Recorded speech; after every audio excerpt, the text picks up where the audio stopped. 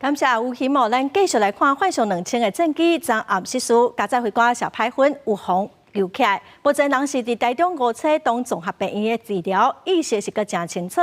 病院早起嘛有出面来说明哦，讲回瓜恢复状况是真好，阿妈棍佮卡车片有去弄到，还佮继续治疗观察。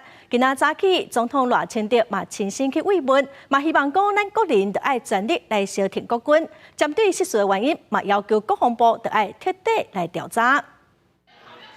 总统赖清德一透早就来到台中5车东综合病院，探视患上2000证据的飞官食派粉。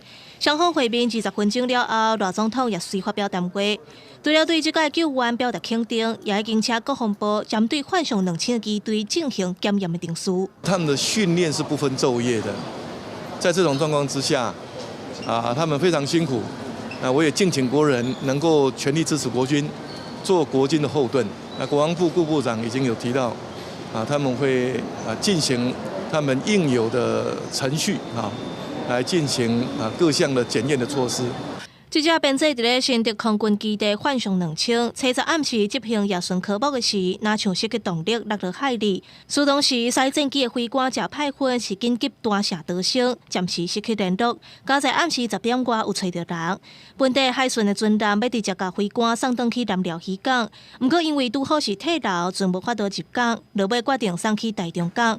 入港了后，就转去台中5车东综合病院。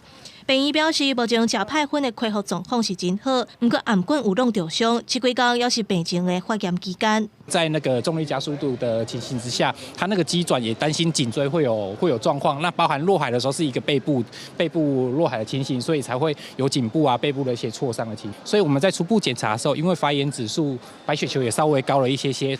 院方表示，根据飞官的讲法，苏当时是为卡架片甲颔棍滑落海，受到动力加速度影响，弄到的力头甲压力是真大。